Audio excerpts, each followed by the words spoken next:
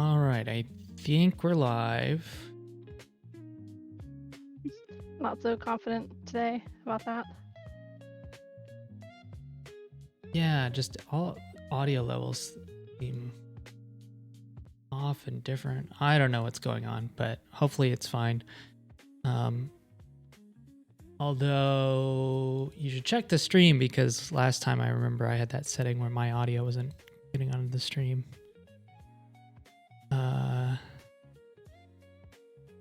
Yeah, I guess I can mute myself on Discord and then unmute the stream.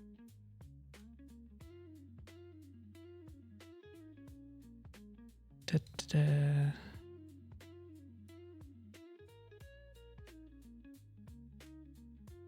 Oh, well, I guess I have to be talking, but I heard you make a noise. okay.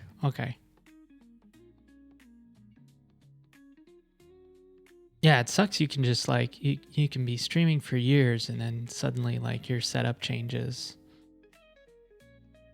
Okay.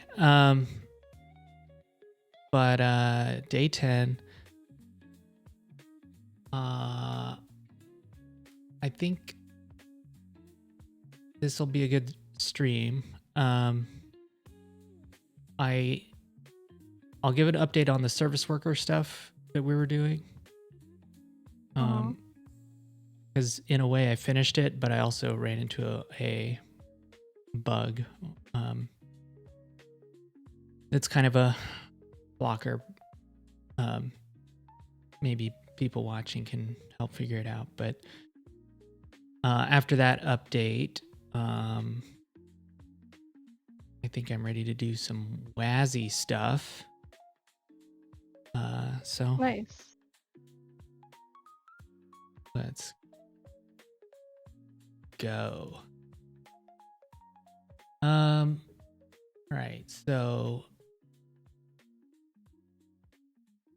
we're messing around with service workers, which are these things that you can install on a website to kind of hijack all the HTTP requests that the browser makes.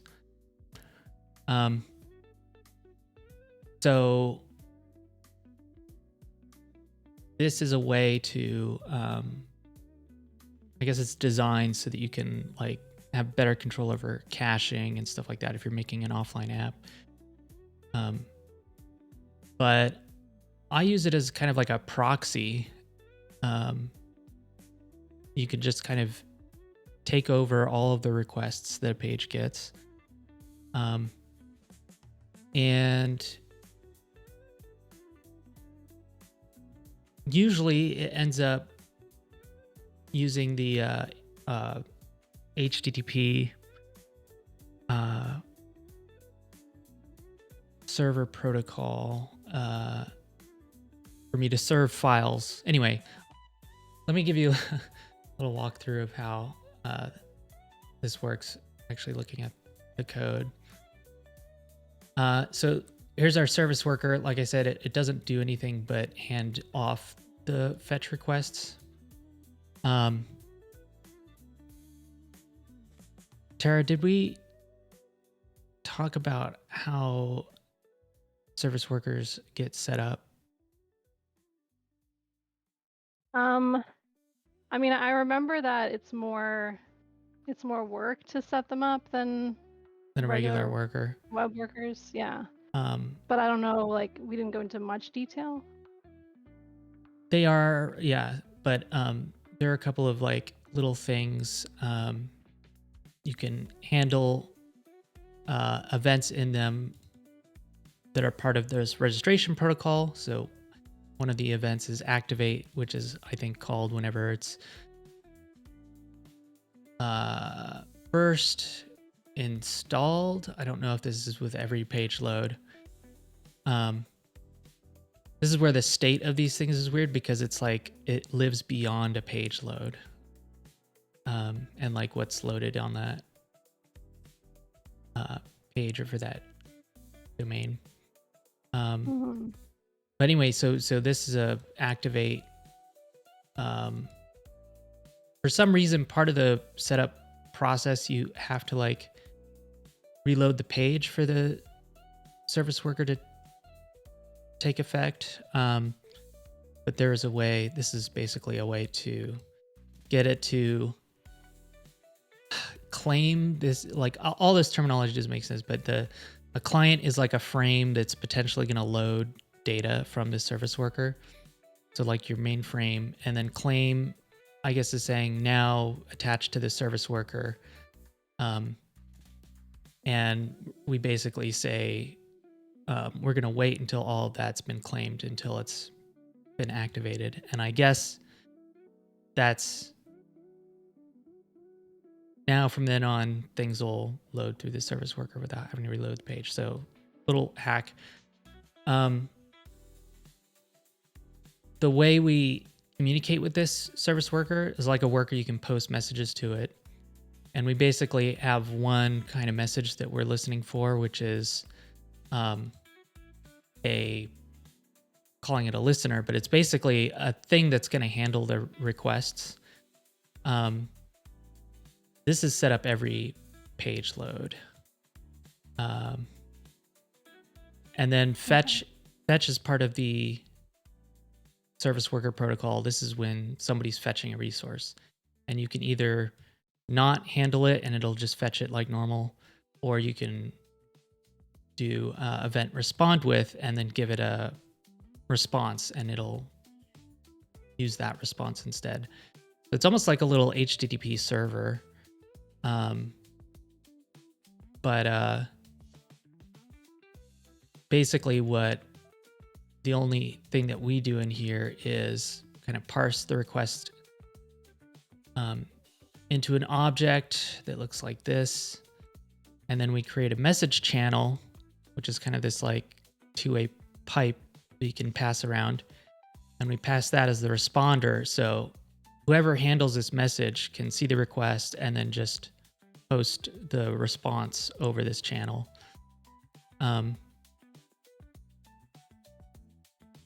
So whoever registered as a listener gets this request, and so on the other end of that pipe, you can handle these requests. So we're basically getting the processing of the request out of the service worker into whichever other frame or worker thread or whatever has the other end of this channel. And so then we wait for a response for about 1 second. We do this race thing. If the reply service worker waits for a response. Yes. So Okay. This is actually called in a promise. Yeah, you can do async stuff in your fetch thing, and we post this message and basically wait for the response to come back over that channel. So then the reply could have an error. We'll throw an error. The reply is basically going to be the second argument to new response. So this is how you would create a response for this thing. You'd create a response with a body, and then I think the second argument is like headers and status code and stuff like that. So whoever's going to handle that is going to have to send an object like that. If that object explicitly returned with a status 100, which is a HTTP status code continue. I'm not sure what continue is used for. 101, I think, is switching protocols. It's what happens when you go from HTTP to WebSocket.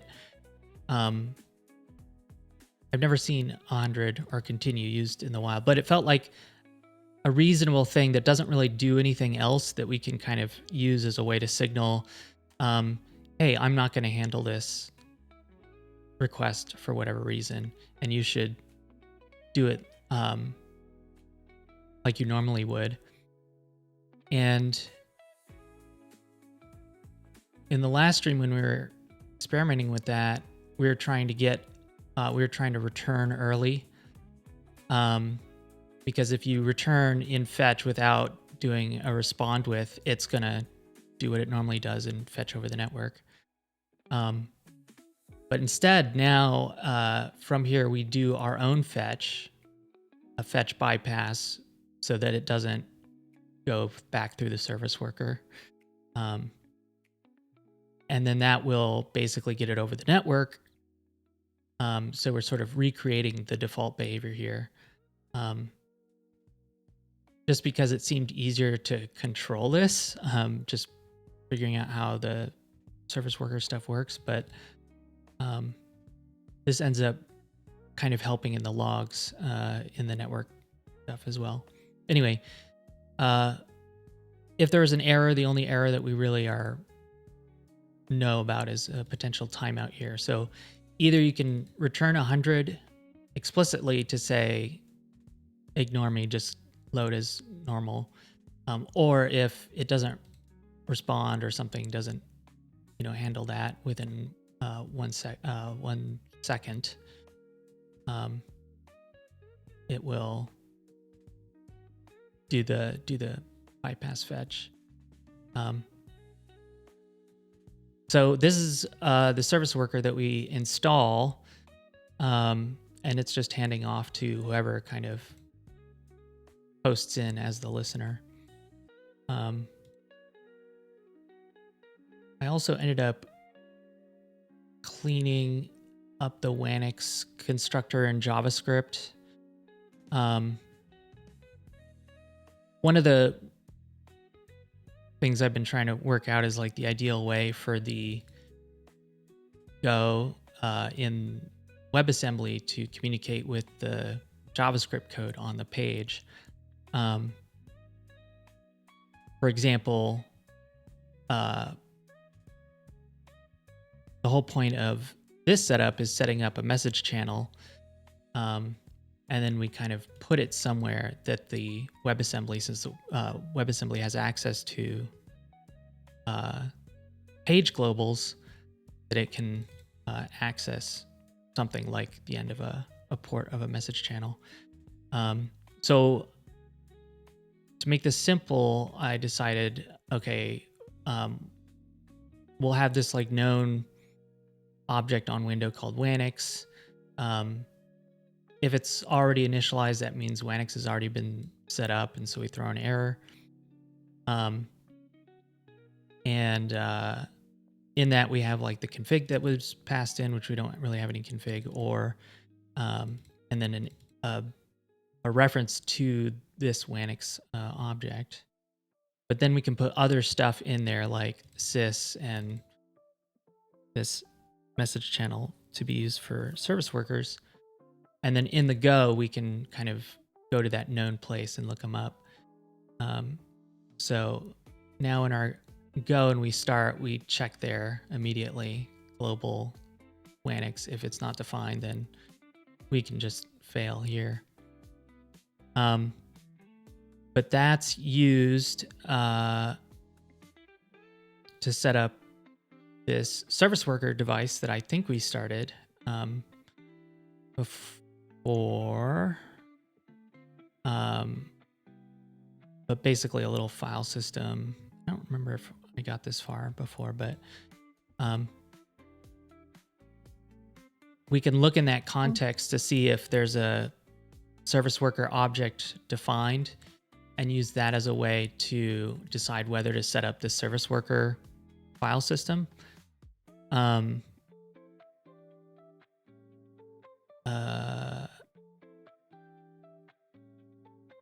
then activate is where I ported some of the JavaScript code that we use to set up a service worker to register it. So now it's in this kind of like ugly, like, gets and calls to interact with JavaScript code. So it's a little weird to look at, but basically we look for registration if service worker is registered. If not, we register it, wait for it to be ready, and then set up our device with that active service worker reference.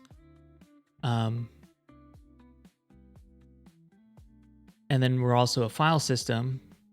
So there's a control node, which doesn't do anything yet. And then there's a state node, which we can then, the service worker in the DOM has a state property that we can look up. So we basically return that as the file contents for the state file. But otherwise, it doesn't do anything else yet through the file system. But this is also where we would post the message into the service worker with our listener, basically our message channel port that it's going to use. And then our end of the port we set up as handle message. So again, it's like JavaScript world stuff, but basically we get the request and the responder out, and we convert that request data into an HTTP request that you could actually perform an HTTP request with using the client library and stuff. And we pass, and there's a response writer implementation that will just record the response that you write, so that for testing or whatever, you can just inspect it. But we call, and I don't know why I had to do this, but since this is an HTTP request, I wanted to handle it using the canonical Go interface for HTTP requests. So that's how this is implemented. So it's sort of like this handler for the protocol that we made with the service worker is translated into the Go HTTP library protocol. That's kind of cool how we're bridging into kind of the Go, right? Basically, it's a service worker that with this set up can run any Go HTTP handler, and it goes over the service worker stuff. I don't know, for some reason this seems so cool. But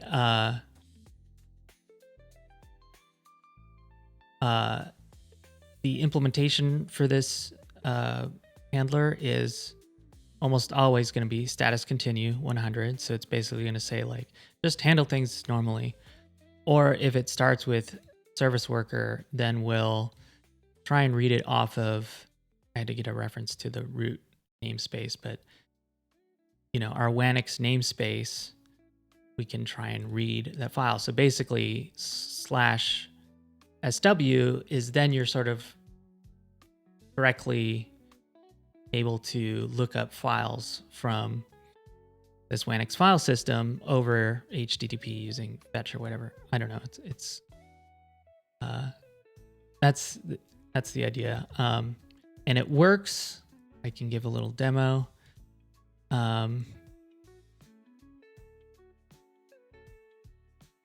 Cool. Demo. Are installed. So I think that means that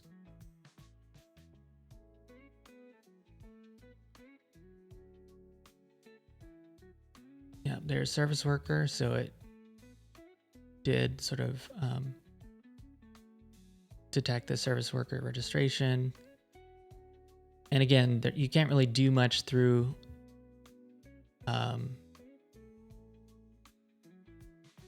the file system that we made here with the state of the service worker activated. Oh, that's one of the states. But, that's coming from the service worker API. So I'm just sort of re-exposing it there. Makes a lot of sense. And then that means that we should be able to fetch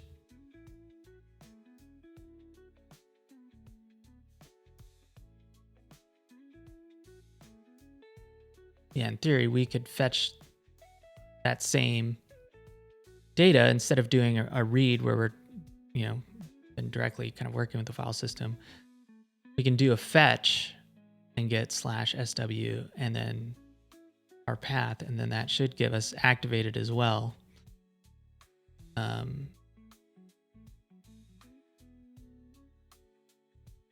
Activate it.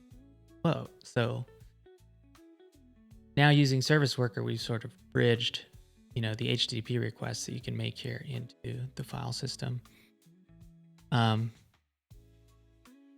While anything outside of that SW is fetched like normal, what would be there is this. Yes, I think that's some JavaScript that we're serving. Yeah, so that comes from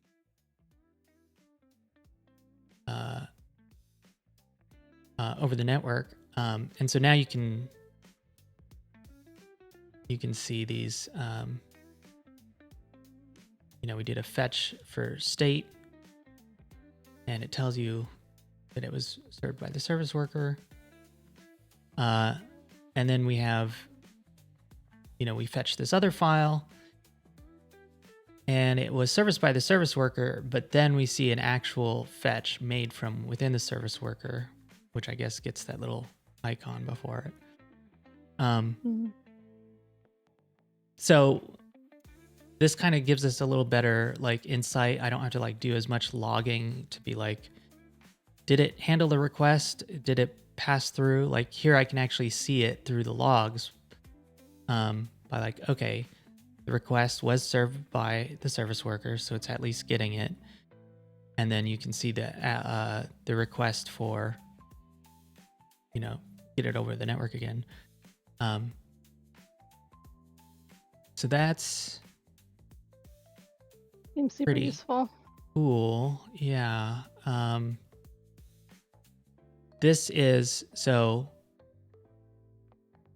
one path to this is VS Code. So VS Code is a bunch of static files. We have our web build of it. If we could just put those files on the file system, then having a mechanism like this lets us open up an iframe that is then serving those files. And so then we'd have VS Code. So this is both part of how I'm getting kind of VS Code to work in this environment. But I can think of a lot of other interesting kind of use cases for this, but I'm forgetting what they were. What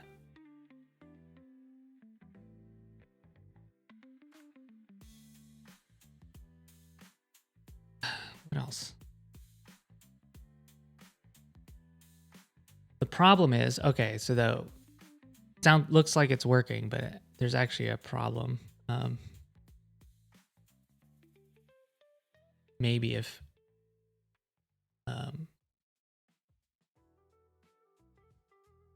well, so what I was trying to do is we have this OPFS file system, you may recall, which basically wraps an API, another JavaScript API, to store data in the origin private file system. It's a browser local storage kind of mechanism. And we even have a file in there, and it keeps showing up because we're constantly loading this on localhost 8080. But when, let's see, I think we have something in this file. Okay, it says hello world. So in theory, we should be able to get this over our service worker. service worker, and then OPFS file. Ooh, yes. Big failure. Wait, what? Yeah, I don't know. Have you seen that before? This is, I mean, I guess, haven't really played with concurrency stuff much in Go, but this is kind of a weird situation, where somebody's waiting for something and it, potentially blocked by something else that's waiting for something, and you get into the situation where it's like, all right, we're all just waiting for something. And so that's a deadlock. And it makes sense that this is happening in a situation where we're weaving. So the service worker posts a message to our WASM, and so now the thread of execution is in WebAssembly. This is all single threaded, so WebAssembly's like execution model impacts, or JavaScript's execution model impacts how you think about the execution model in Go.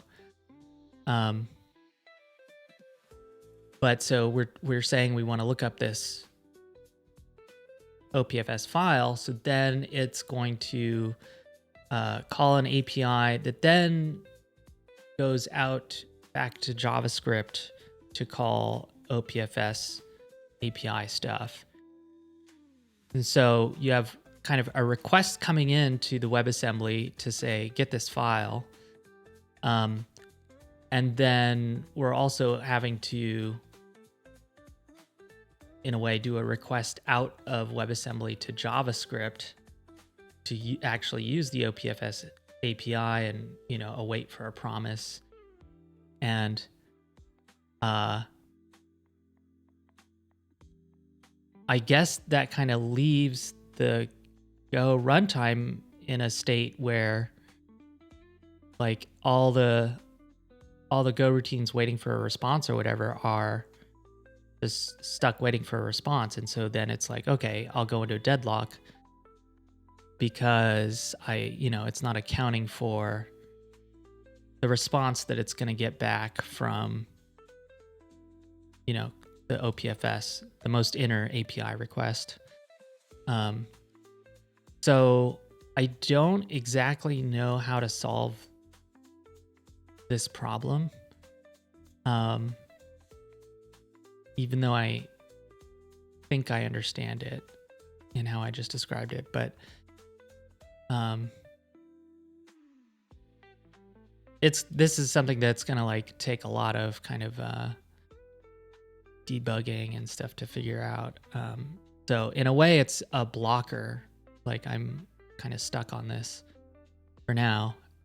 Luckily, it's only if you're accessing something on the file system that then calls out to JavaScript again or something.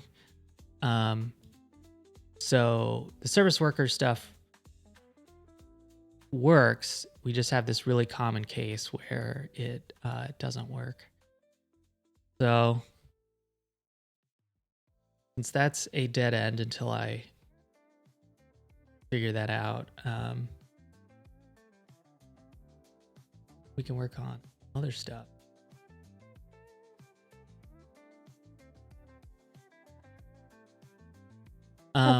That's pretty interesting. Do you like are you gonna reach out to anybody, or are you gonna just try to like figure it out? Good question.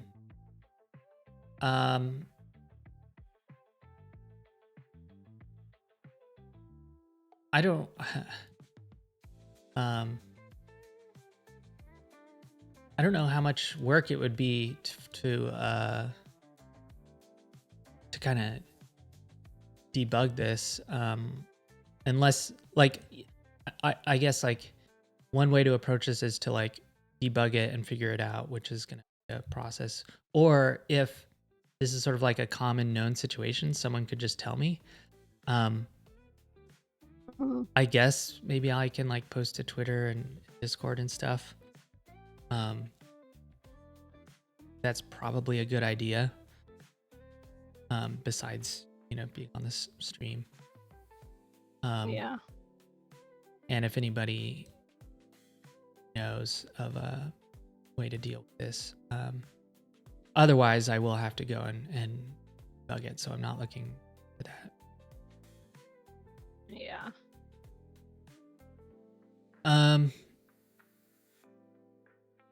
So Azzy,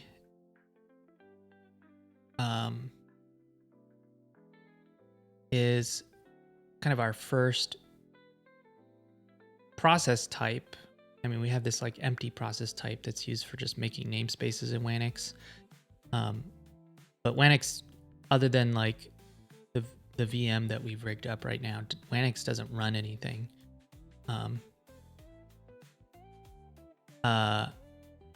And so we want to get it to run WebAssembly binaries.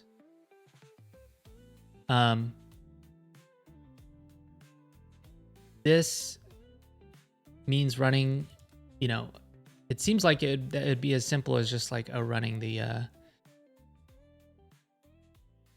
what we've been doing so far. You just like take some WebAssembly file and then fetch it and put it into WebAssembly, instantiate streaming, and then, call start. Go is an example of something that, does a lot more setup. And the browser doesn't natively know what to do with interface known as WASI, which is basically trying to recreate the process model from Unix.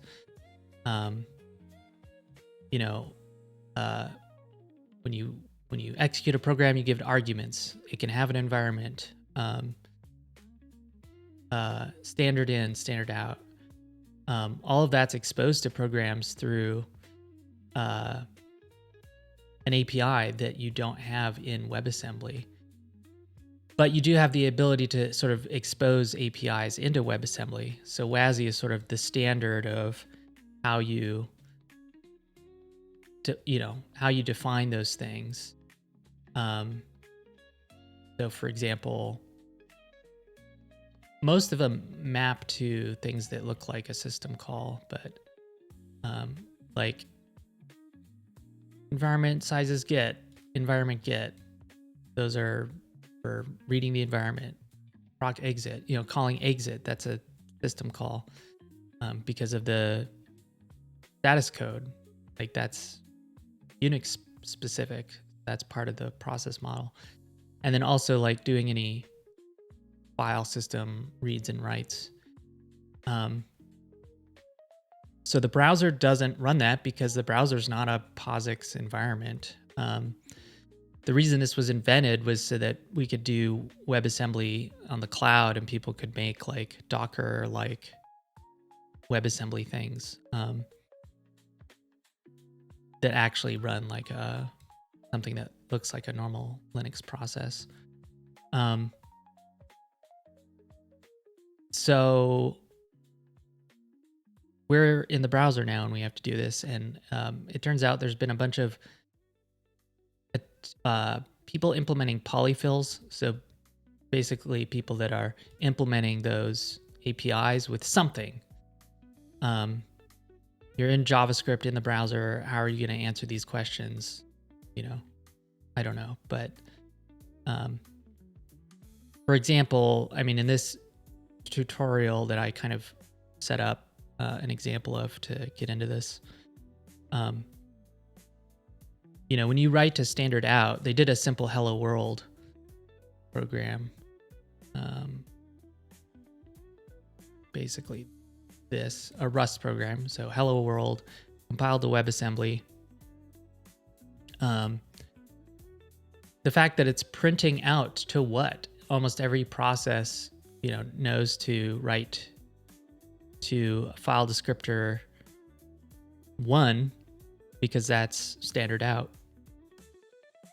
So this is basically hijacking, what this is normally going to write to standard out, but writing to standard out usually calls the system call to write to file descriptor, 1. So this is literally implementing, what would that be?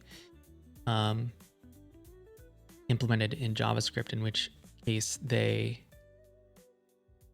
because of the API, you have to do a lot of work to kind of like buffer up some data and stuff, but eventually they just write it out to console.log. So my basically got that far as well, where we run this WASM, but we pass in imports, and imports are these aren't implemented, but at least they're stubbed out for the system. It's possible it would error if these weren't defined. Let's try that. What is this? Oh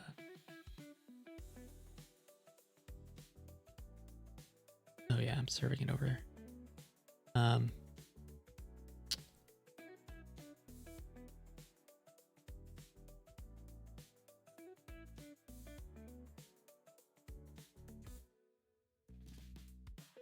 Okay, so that's running.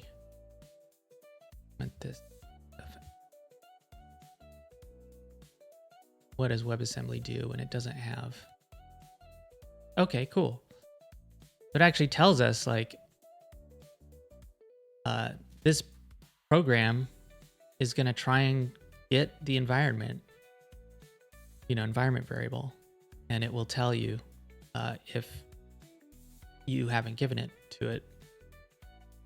That's kind of cool, because at least when you're trying to slowly implement all of these, it'll, you can write test programs that can try and do a thing, and it'll tell you what needs to be implemented. But according to that blog post, these are all that need to be implemented for that Rust program, Hello World.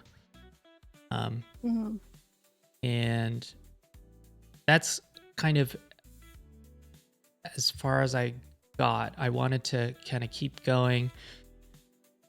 Maybe,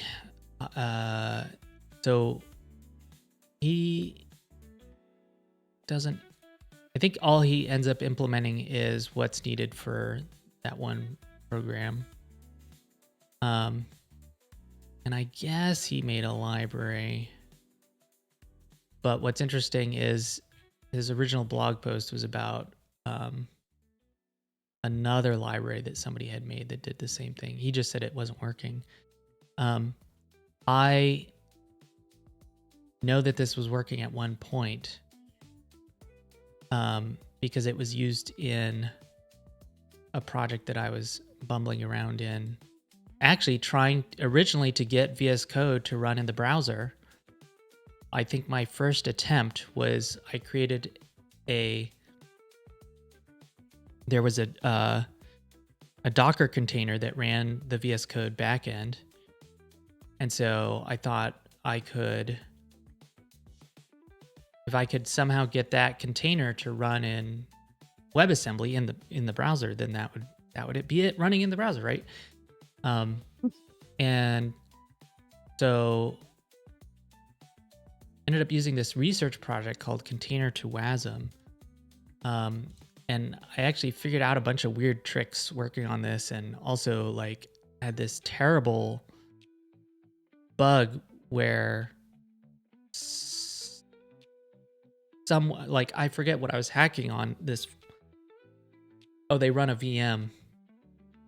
The way this whole system works is they convert your Docker image into something that can run in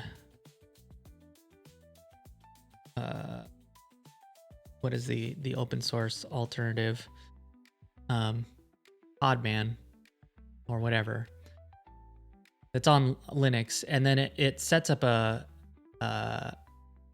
box emulator, very similar to what we've been doing with v86.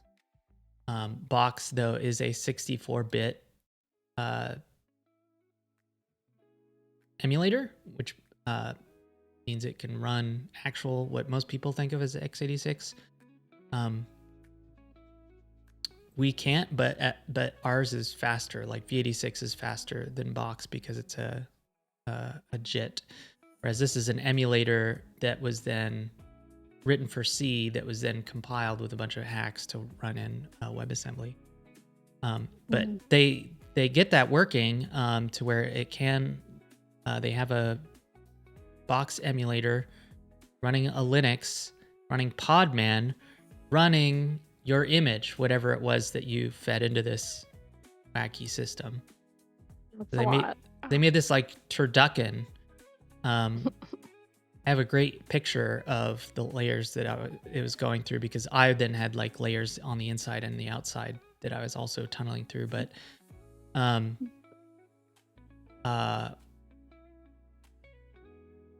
it was kind of a failed thing. Like I think eventually I did get the VS Code Node.js backend running in this environment, but it was so slow it couldn't serve any of the static files. The front end, that so well, that seems useless. And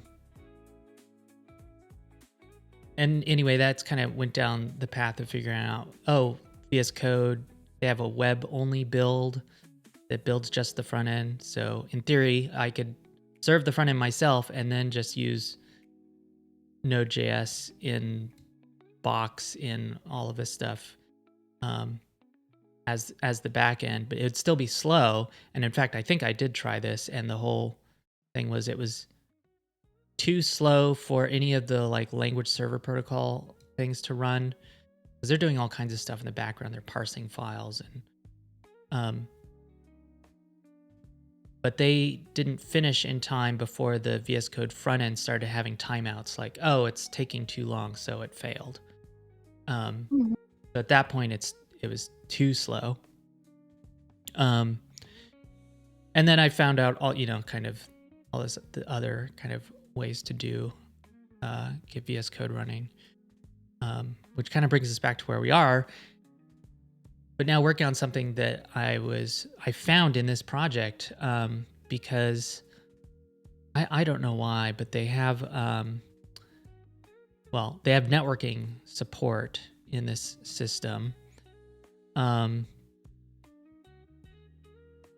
and I think this is where I discovered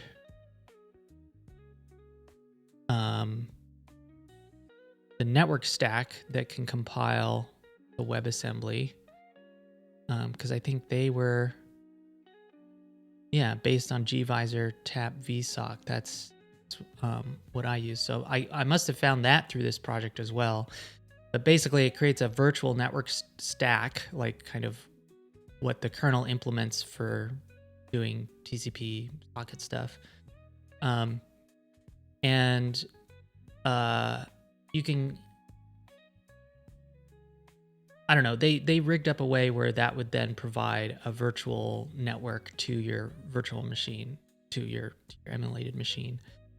And that way it could then make an actual network request or whatever. But there was some situation where this ran in WebAssembly, and I noticed it was compiled as a WASI app. And where? Okay. They had this system where in order to demonstrate container to WASM, what was it? Networking. But they created this project where they run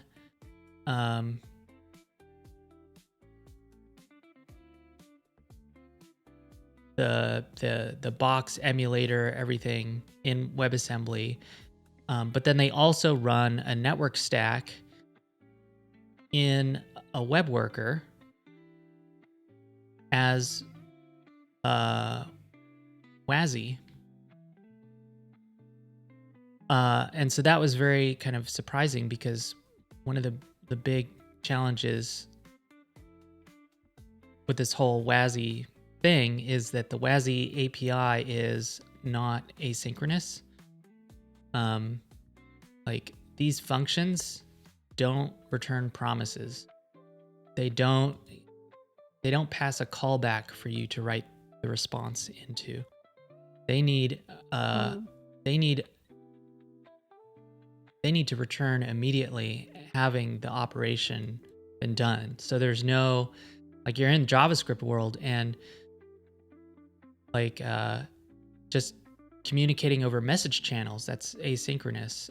Posting between frames and stuff, that's all asynchronous. So like that's the only way we've been able to communicate into the Wanix kernel. And all communication is done kind of asynchronously. So how do we do asynchronous read and write? And that's kind of what they had to solve as well.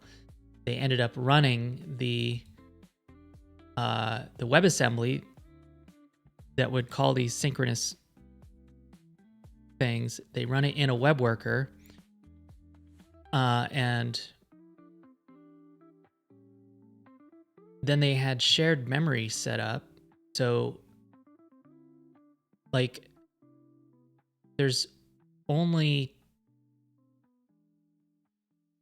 would seem like there'd be only one way to communicate between frames in JavaScript, like doing post message and handle message event. But you can actually share memory between web workers. And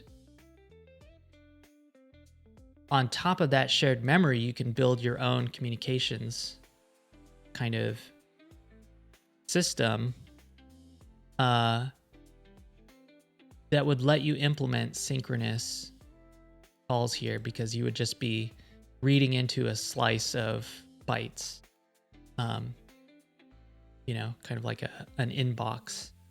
And so it's not handling a message or anything. It's, just reading some data synchronously. That is what these container to WASM people did. Like this was so much work for what was this demo of a hidden away feature of this like ridiculous turducken research project. But I found this whole implementation of where they send a shared array buffer, and then you can create these different views of different sections of that chunk of memory. So you could say, so you're basically defining, variables, but defined in bytes in memory. So like a 1 byte control node, I think they use this to like check, sort of like electronics, where if there's a, when the signal is high, it's like ready to read the data.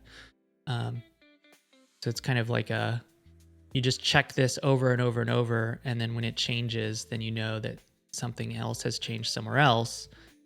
For example, there's new data, and so you could then read length to get how much data, and then you'd read into this sort of big data chunk, um, where that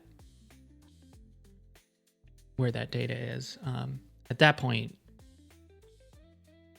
I don't know how they use it, but basically they use that to signal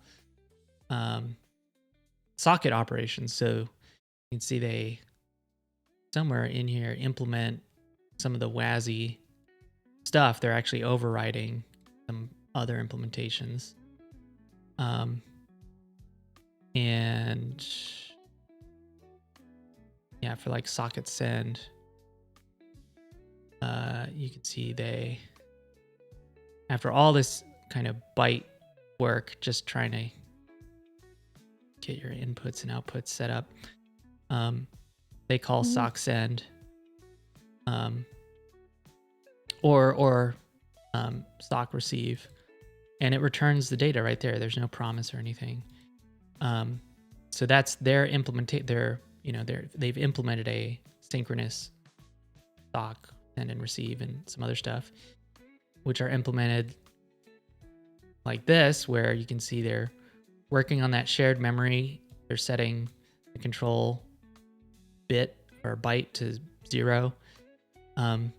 They do post a message to signal on the other end that there is, I guess it just makes signaling easier to signal the appropriate way, because the problem is you can't, because this is all synchronous when WebAssembly is running, it's not yielding to be able to handle messages that come in over post message. So that's why there's this whole convoluted thing with shared memory, to get communication with these blocking APIs. So the other problem, though, was like, okay, I'd never heard of this shared array buffer thing before. And I don't know when it became available as a feature. But yeah, it's just a bunch of allocated bytes, like an array buffer, which is used for all kinds of stuff, lower level JavaScript stuff. But this one is shared in that you can actually like access it from 2 different workers or 2 different contexts. And they'll both see a consistent view of it. Typically frowned upon as a, like, I feel like low level programmer hackers like love this, like just share some memory. But that just opens you up to so many problems when memory is not where it should be. Or some other program or part of the program put memory, it's easy to corrupt the data in a way that'll break your program. As opposed to message passing. It's sort of the 2 paradigms of communication between programs is sending messages like post message where they end up in a queue or something like that. And they come off the queue and something is just processing events, or having shared memory. But since we can't do messages, it's pretty great that we had the shared memory mechanism, even if I wouldn't normally think it'd be a good idea to use. But there's a big requirement, though, that you have to, it has to be a secure environment because of all the things that can go wrong with a shared buffer, right? Like, who knows what program installed itself on your page because of someone's bad code, and they found this buffer, now they can do whatever they want with it. So, and maybe it's so there's so many things can go wrong that they disabled it, and now they only re-enable it in a secure context that's cross-origin isolated. Luckily, they have a little variable that tells you whether you pass. But this means that you have to serve over HTTPS, even on localhost, which is a pain. Like, we never normally run HTTPS servers locally when we do local development because you need all these certificates. Oh, it's a pain, right? So that's why we don't do it. And oftentimes browser technologies will be special case to work on localhost because without needing HTTPS, because it is such a pain. But this is one of the things I think I tested where you do actually need to have proper HTTPS. I think it might not even work with self-signed certs without a CA. So that's a whole thing that just to even work on this locally, I would need to figure out how to serve HTTPS locally. And I did. There's, a project called MakeCert, sets up a kind of a local CA that is installed on your system. Kind of a dangerous tool, but then you can build your own certificates that your browser will then say, oh, hey, yeah, and it's like totally legit. And then the other thing that you have to do is make sure that you serve everything with these cross-origin headers. And then if you do that,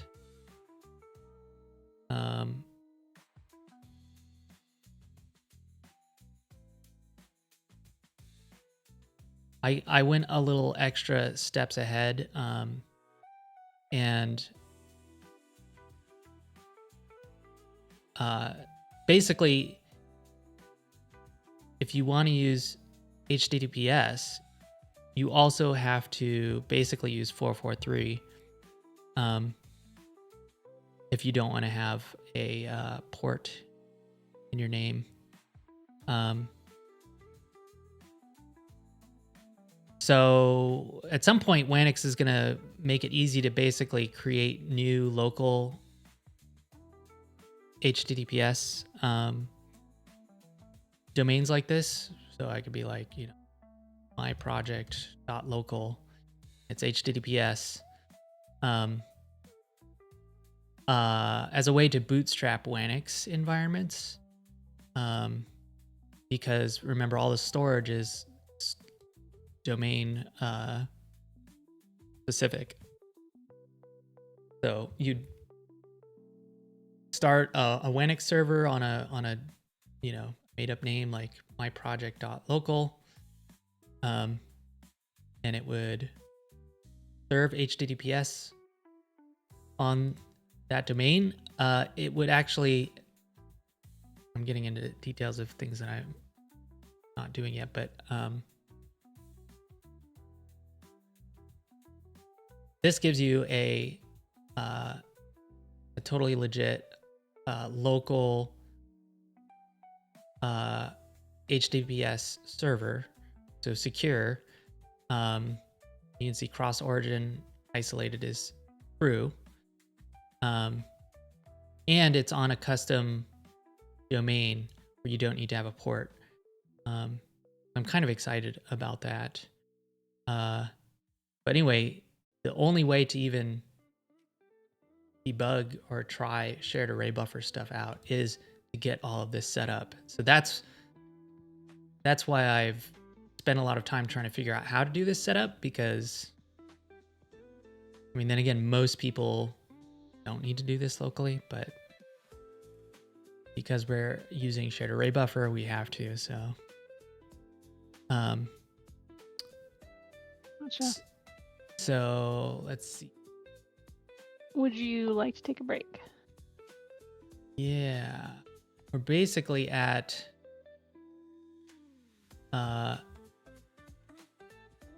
when we come back, we could either try and get a shared buffer thing to work. So I've gotten other people's code, this container to WASM stuff, to work with modifications. I don't know where that code is, but I was actually gonna kind of from scratch try and get a shared buffer signaling system work. Um, or we can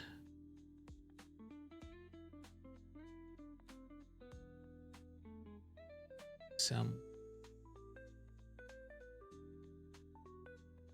What are you more excited about? Well, they kind of depended on each other. Actually, they aren't. I mean, I guess it'll be good to get the shared buffer stuff out of the way. And knowing that that'll just work, because this is also going to be painful, and then we're gonna have to do it over shared buffer. So that's adding a lot of complexity, a lot of things go wrong. So I guess it's probably good to do that in 5 minutes. Yeah, sounds good. Okay.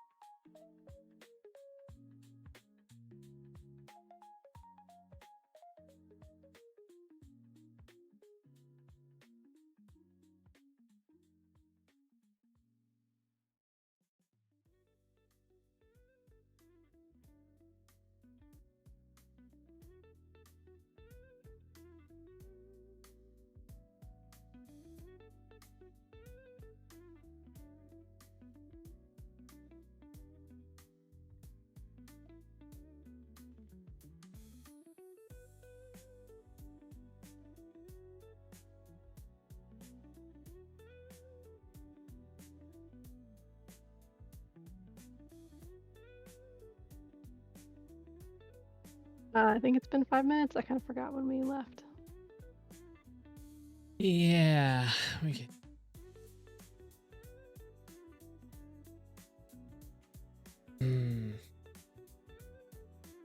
So yeah, I guess we decided to do shared buffer OC. Mm-hmm.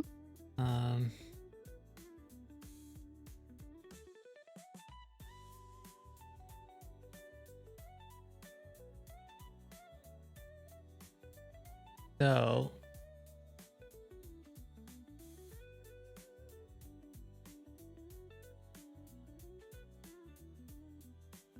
here's why it takes so long to load. Like I like maybe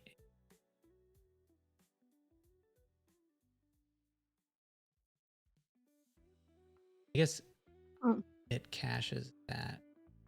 Always seems like it takes a while to load. Okay, but anyway, cross origin isolated true. Where is this?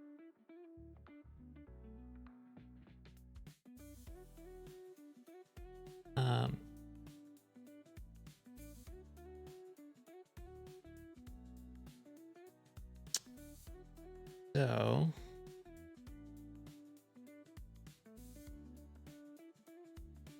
yes, we want to make a mechanism very similar to what they had here.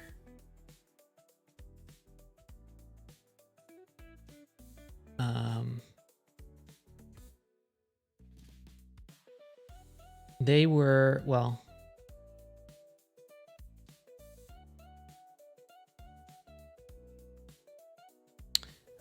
I guess let's try and start with something even simpler. Let's just make a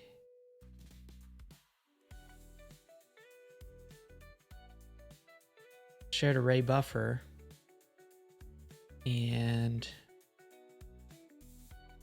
send it to a web worker,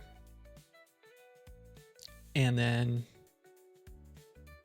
just see that it works, that you can like write some bytes to it, and on the other end those bytes will be good. Sounds like a good start. Let's see. Yes, we can.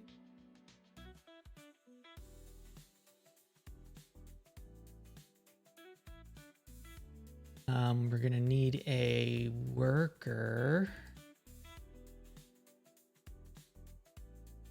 Separate JavaScript that'll run in the worker.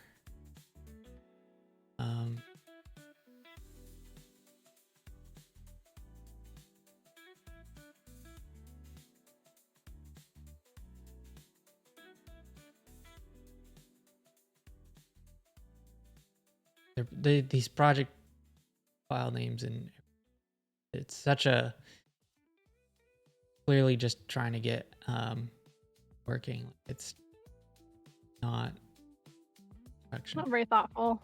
Yeah, it's like I always forget where stuff is, but okay, so this is their worker implementation. They have an on message.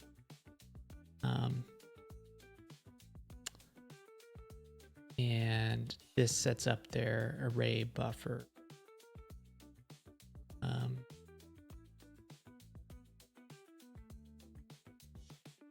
Start. Exit. Where is serve init message?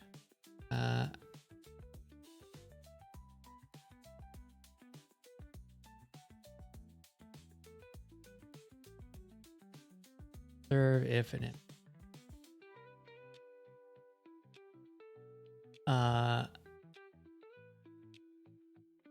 So it's basically saying, is this an object? Does it have a type? Is type init?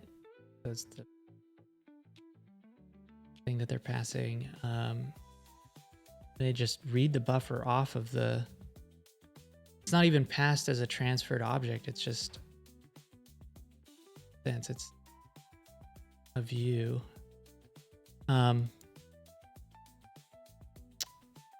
And register socket. And they set up these little more specific views on the rainbow. So I guess just create like a global or something.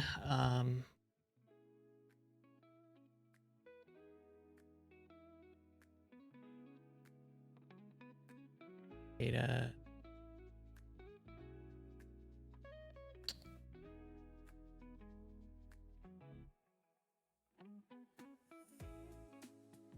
This can be anything. I'll just say if buff.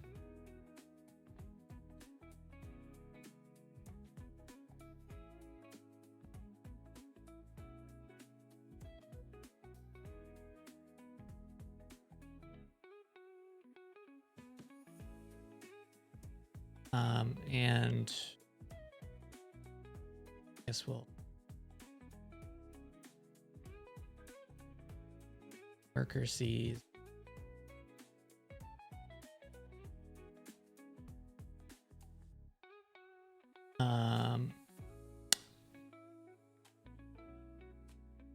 app, we have to worker. I figured out what we're gonna do. This is our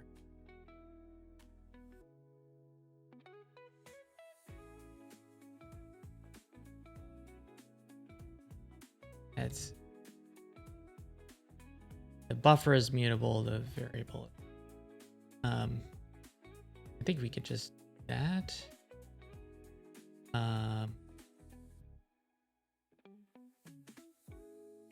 Pretty boring. It's just gonna be like an array of 24 zeros. But I guess like if that works, then we buffers. We know that works across origin. App. Do we need to?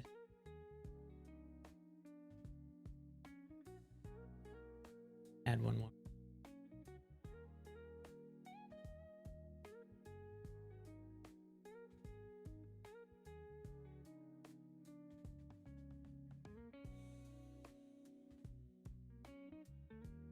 It takes a while. I don't know what that. So it's not. It wouldn't be cached still.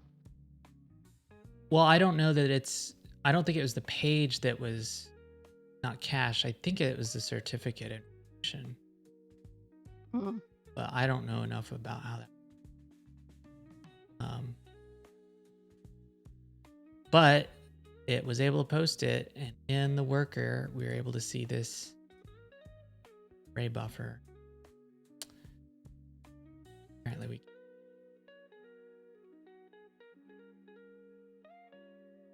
But empty. I guess the idea is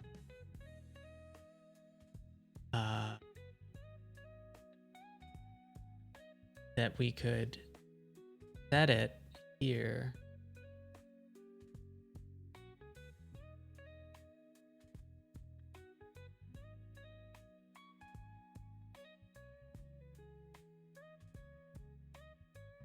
I wonder if you have to wrap it in.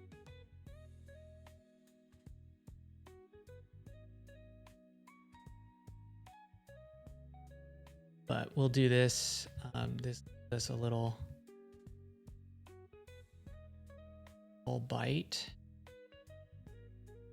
that is based on position 0 for length of 1. So basically the first byte in buffer.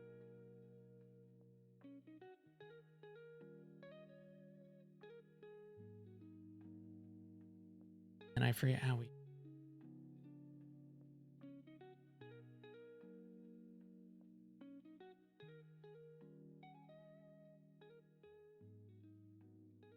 I guess you just set.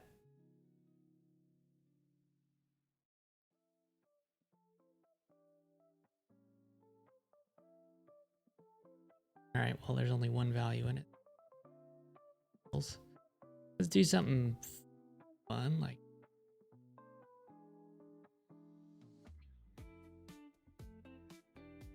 and then in worker.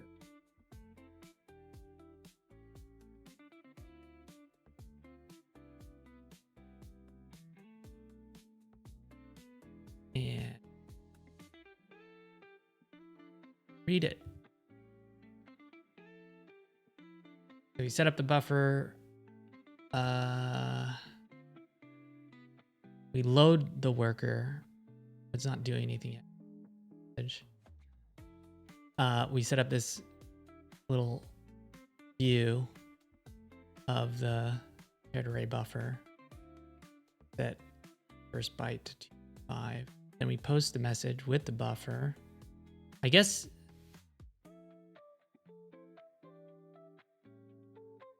reading could do byte. I mean, if this wasn't a shared array,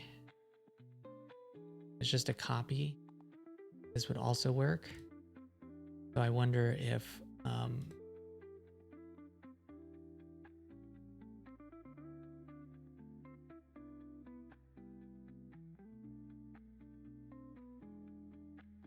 also 128.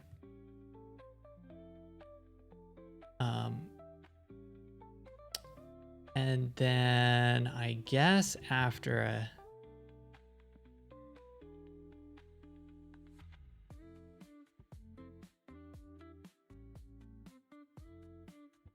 second byte,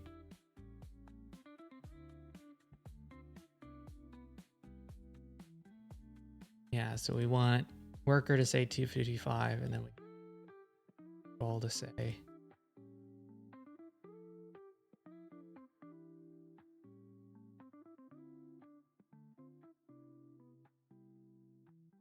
yeah.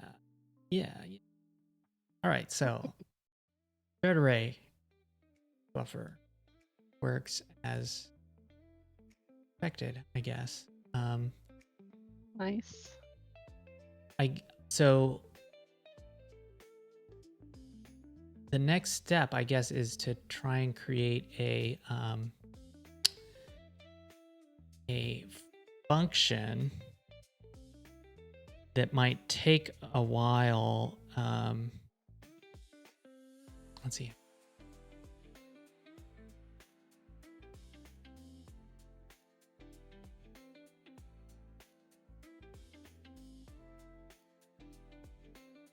Need data.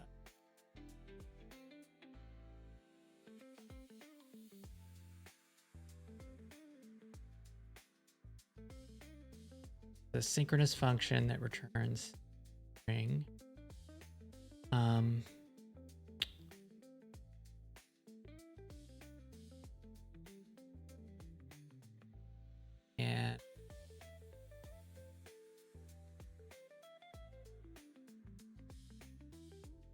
worker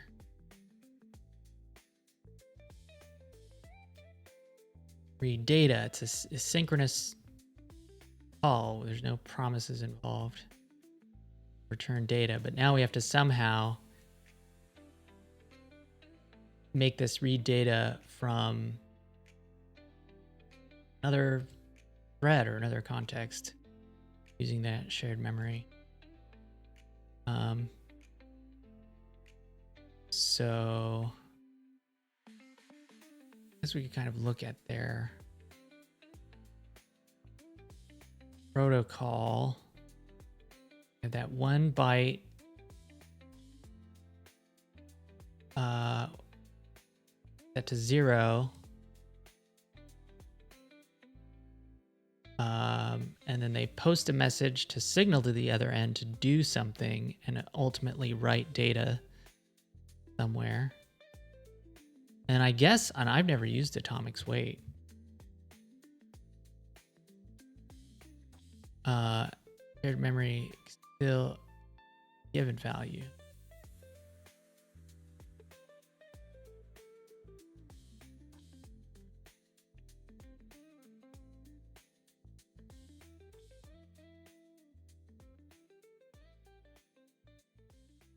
count array index. Okay, so it's waiting. It's just checking this over and over and over for byte 0 to be 0, I guess. Or maybe that's when it changes, because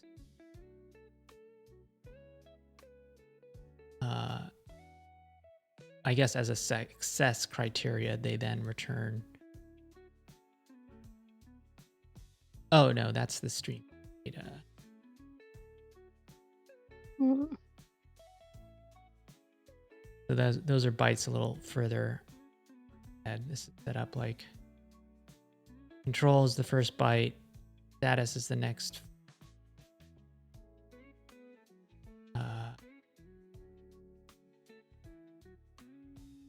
Pretty sure that's index into it. So then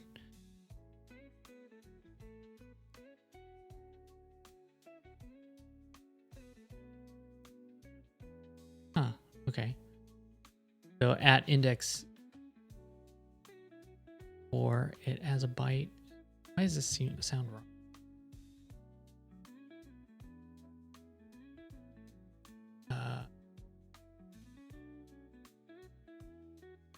Buffer byte offset length.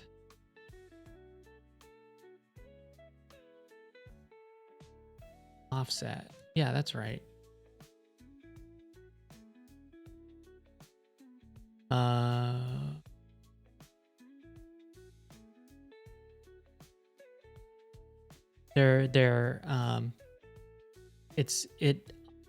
It seems weird to me, and this is where it like, okay, how do you it matters how memory is laid out and stuff when you're dealing with shared memory. But so they're saying at the beginning of shared memory, a length of 1, I guess 1 byte, and so that's sort of represents a slice of 0 to 1 in shared. And then the next one is another, looks like a byte maybe that they use, because they say 1, but it's 4 bytes later.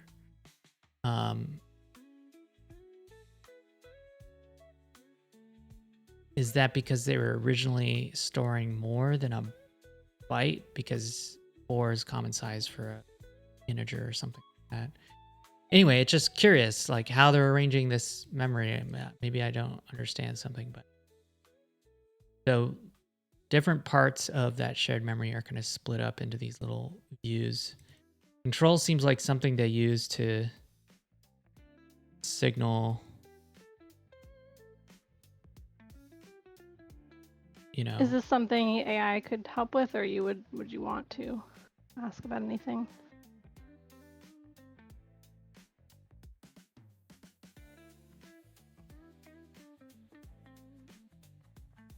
I guess I'm not at the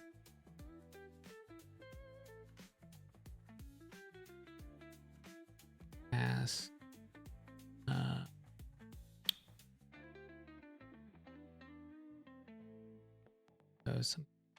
What was that?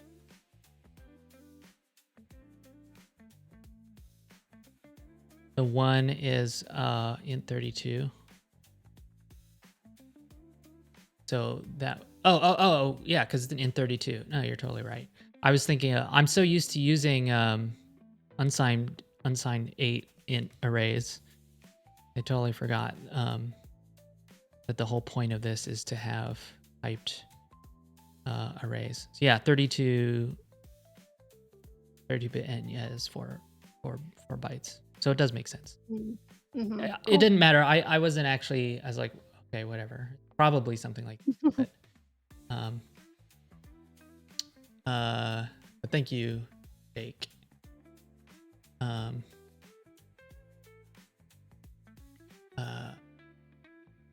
was trying to figure out what the other side does with this byte. I guess it's more.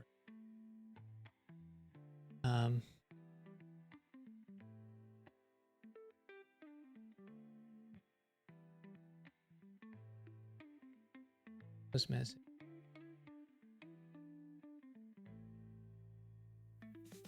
stream status. That is that second channel.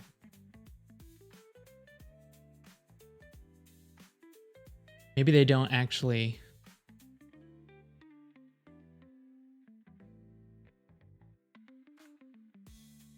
control.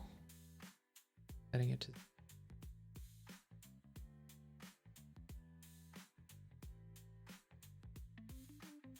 oh.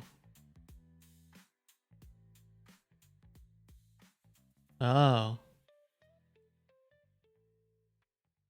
I see. So the message comes in.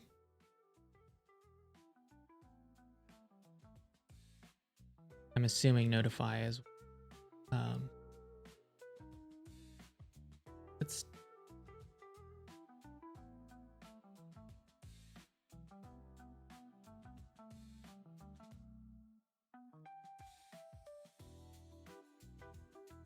outside.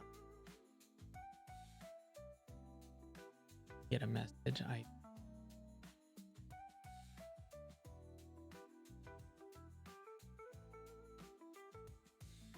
Pretty sure we can.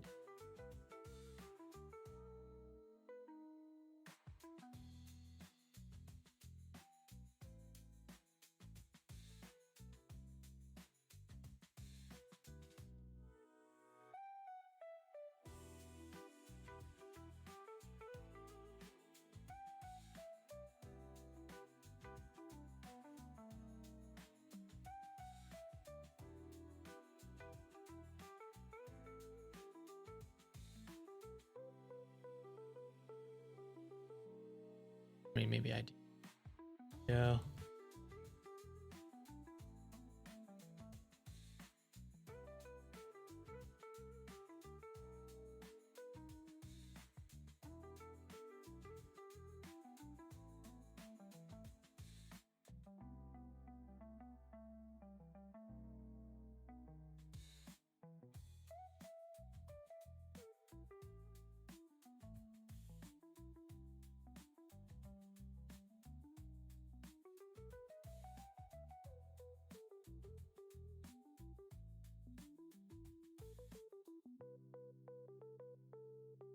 Oh, that posts to the worker. Okay. iframe.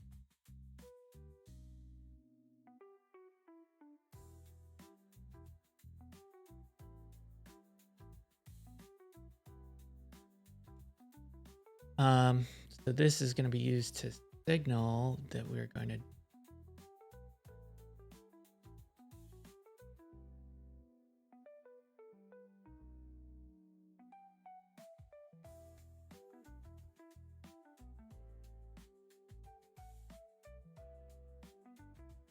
and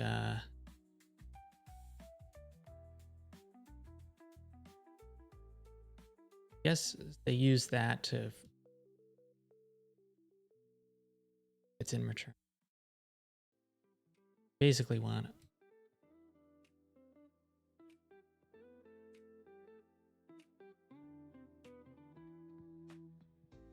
to say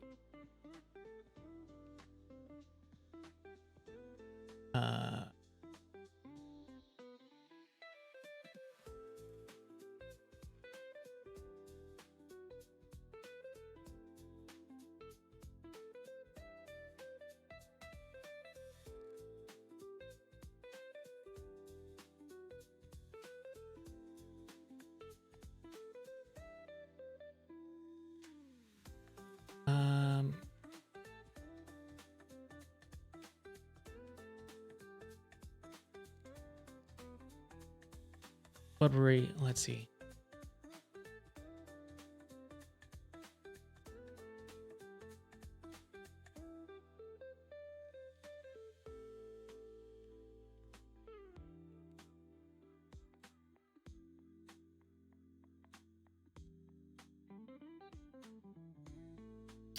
And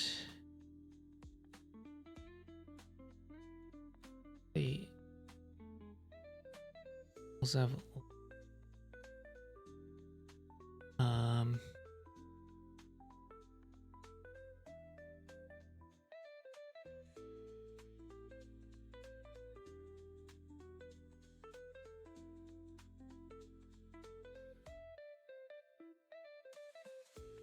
I don't know what let's see. We want to get some data back.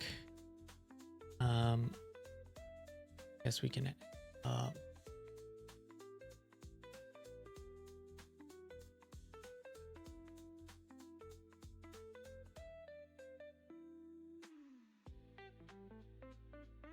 I could.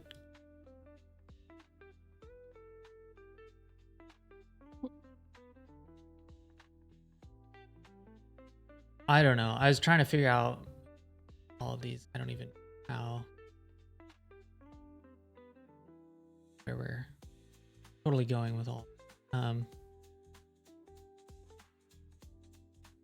of the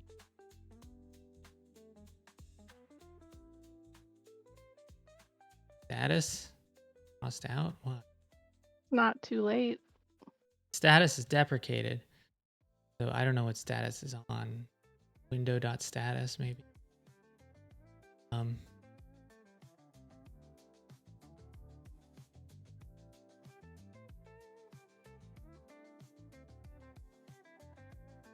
Nice and totally opaque.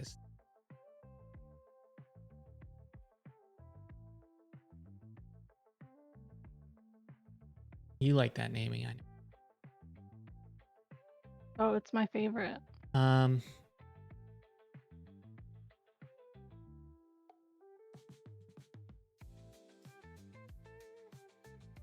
I think the idea is then we could read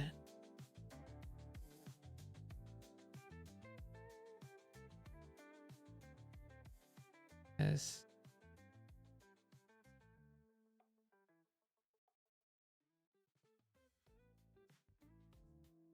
read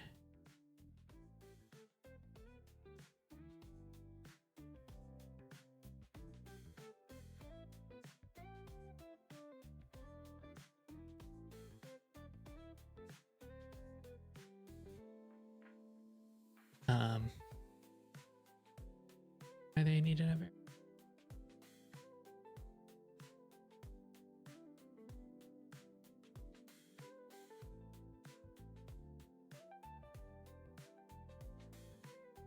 So we wait for this control thing to strobe or whatever. Then we look in length, get the length, and use that to figure out how much to read from S data at. And the result is hopefully, I guess, worker output, whatever read data has, which will have come from another worker or another context or whatever, but it never let go of the execution thread. Like it never returned a promise or anything like that. Most of that's because of this. And so that's why this needs to be run in a worker thread so that it can just sit there and do nothing. Otherwise it would block rendering the UI. And I guess we want to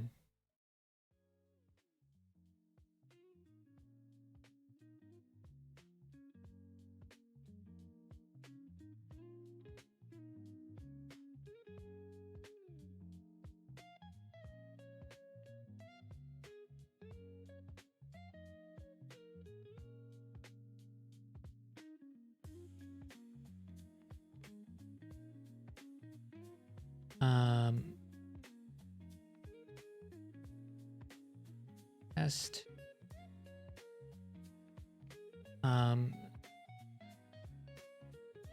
we'll post a message that will trigger, that'll pass the buffer and trigger it to cause a read, and it will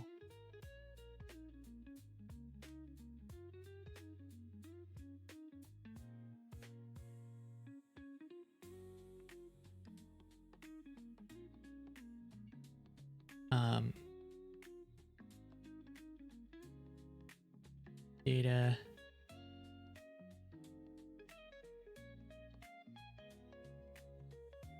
guess they just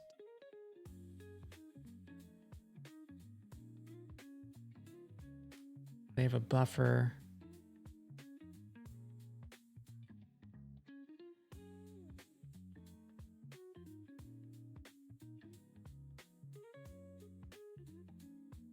We have a buffer.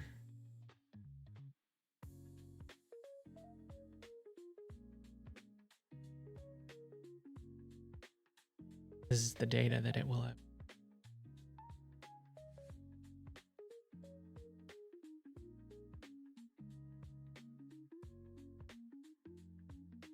Can't you a string into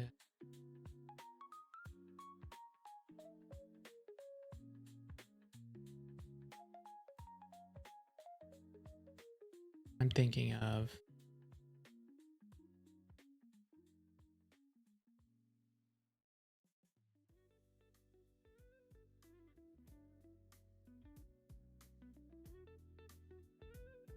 whatever. I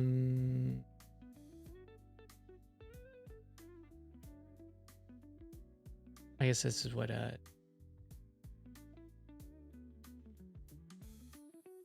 Why? gotta instantiate them like this. That'll give us a uint8 array of the string hello. I mean,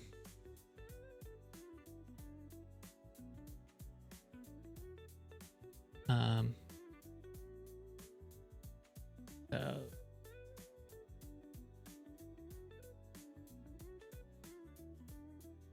and this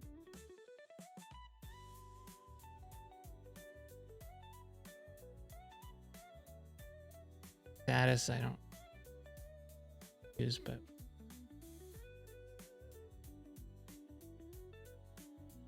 and then and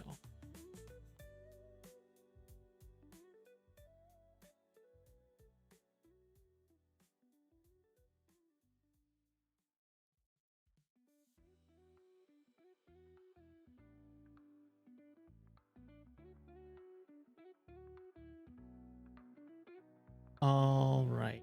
So that should take hello and then write it to the buffer. Notify the thing. Other end waits, then it reads. Hopefully we'll see worker equals hello.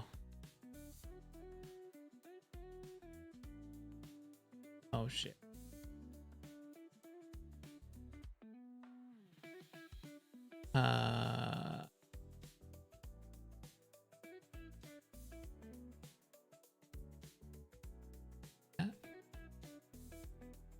Oh, down here. But it is defined. Ah, well, this was originally, we renamed shared from buff. This is actually supposed to be buff shared. I renamed this.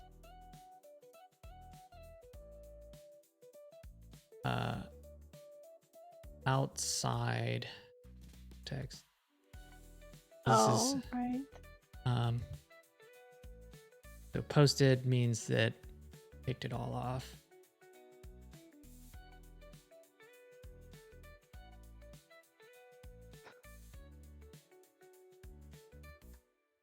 What did I not?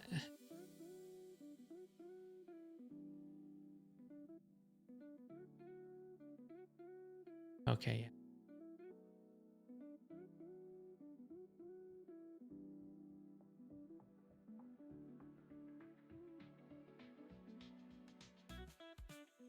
D status. No, that doesn't make sense. S status.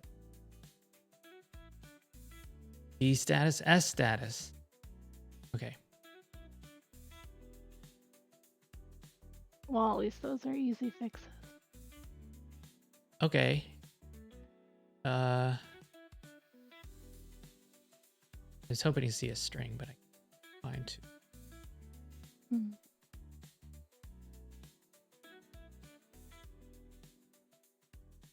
Um, oh, of course, slice. So, and then we So it have to works. like do text encoding. Yeah. So we made like, yeah, actually, worker ran a synchronous function that somehow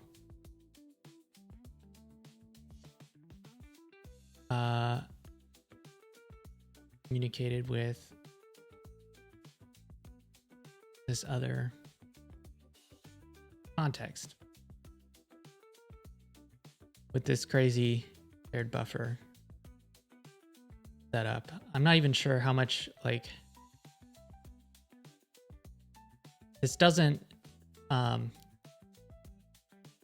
mean, at this level it's almost like electronics. I don't know. It's just this low level working with a shared array buffers. Not me very fun. But so the way they've set this up, I mean, it seems somewhat general purpose and maybe somewhat specific to them. I don't know that it's like it needs to be this way, but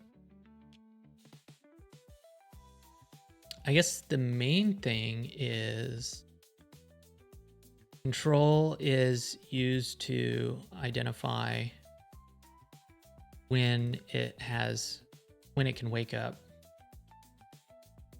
So wait's just gonna like spin there.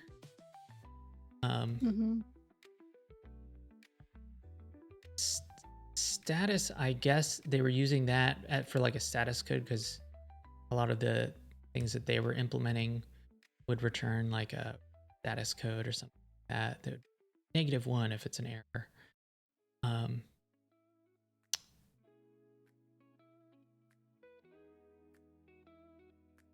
don't know. They're doing something weird with this, like status. Okay, yeah. So that would be.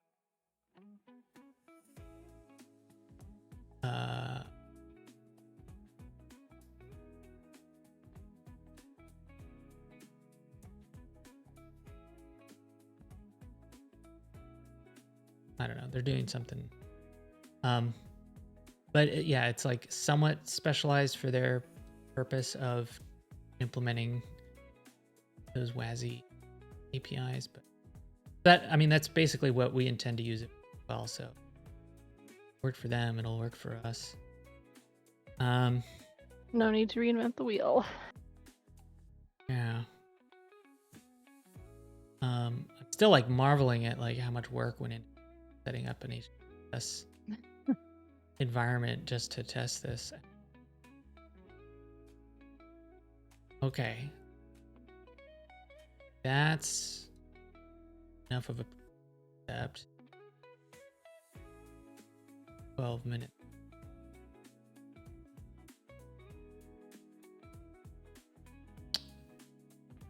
I guess one thing that we could do,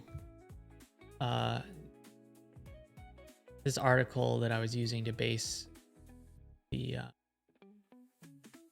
little example that I had.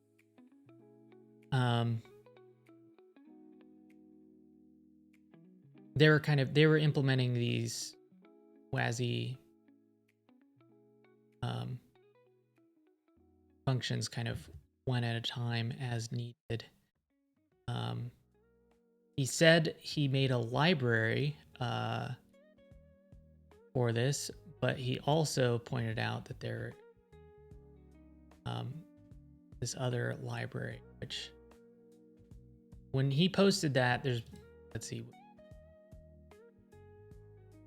February. There's been updates to this project. He said it didn't work. But I know that it at least worked once because they used it, this ASM thing. They have a pre-compiled version, and I know that this worked when I tried it, so possible this is worth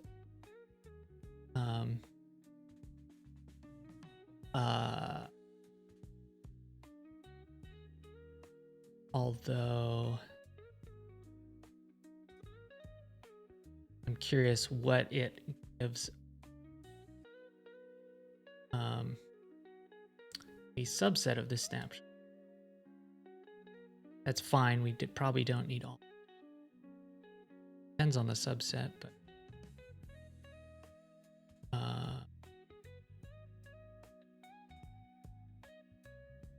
args, environment, lock,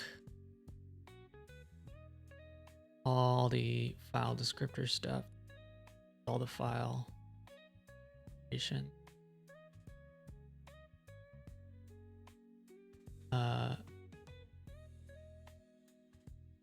So I'm curious what this library uses to get its read.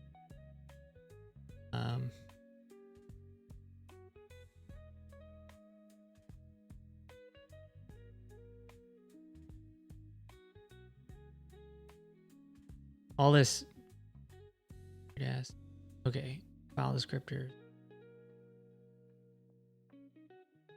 Bunch of file descriptors on this.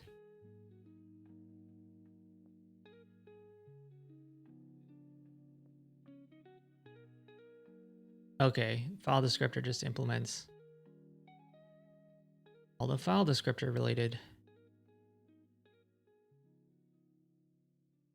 Makes sense.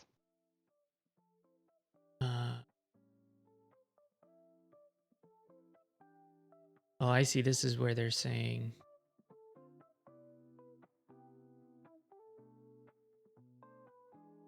okay, so they kind of have their own in-memory fake file system that just implements that API directly. This is almost what Wanix is, right? It's like just a virtual in-memory file system. So it's interesting. But I guess I need to figure out how this works. I wanted to try and just drop it in and see if we could make some arbitrary WASM run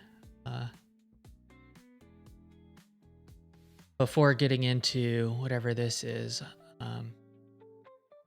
It almost seems like, I guess it is. It's like you have direct control over the file descriptors.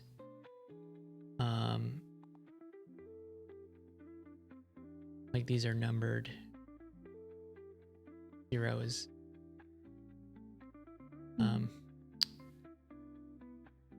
so we're very close. But we're basically out of time to do anything. What did we do? We looked at service worker stuff. We saw that it's broken. Hopefully somebody can help figure out how to deal with this, or if it's even possible. I ran into this with the original Wanix in some situations as well, but I just couldn't get a consistent, intuitive sense of what exactly is it that does it. You think there's a chance it's insurmountable? I mean, not with. There's a chance it could cause me to like re-architect things to accommodate whatever way. I think there's a way to resolve it, but my worst case is like it'll cause us to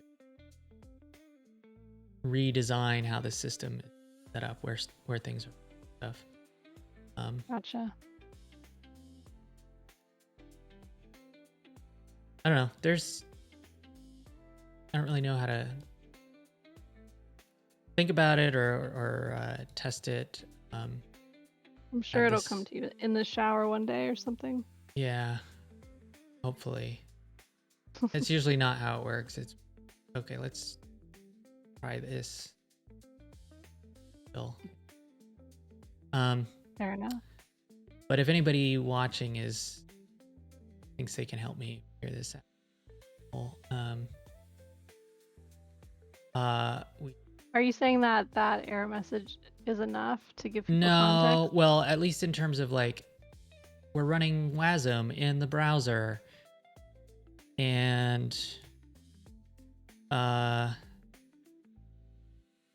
got this deadlock. Like it's already such a niche situation, but like a real computer scientist would be able to reason about it a little bit better. With the caveat that like it's trying to serve a request from JavaScript, and in order to serve that request, it has to go back out to JavaScript. And it seems like that's part of what's this. And we did, I mean, at least a little bit before the stream, I got that working polyfill that just reads the prints standard out to console log.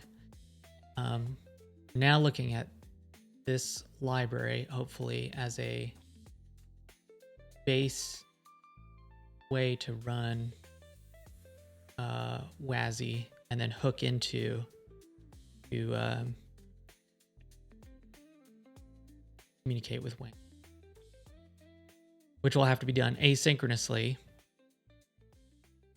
Or sorry, yeah.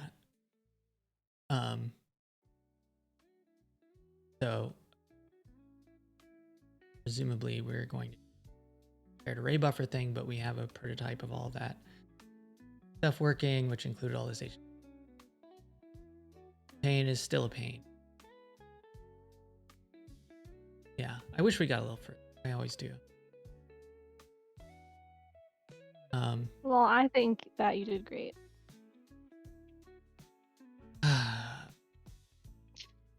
There.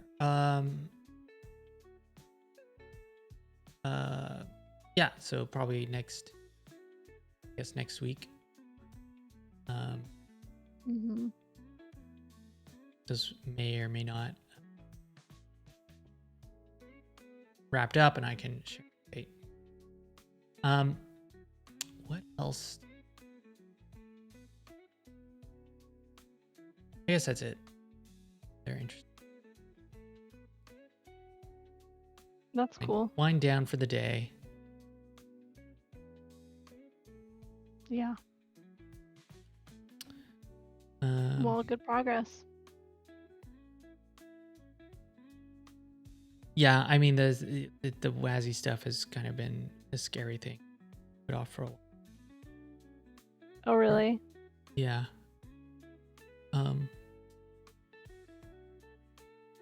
But yeah, we're breaking through it. Yeah, I mean the service worker stuff, it seems like it, I mean, I don't know, it could be worth it to reach out on Twitter or whatever. Just put out feelers or something. Yeah. Luckily that won't I mean, I guess it will block VS Code, but not for a little while. Yeah, there should be other. We'll see. Okay, thanks everybody for watching and hanging out. Alrighty, bye-bye.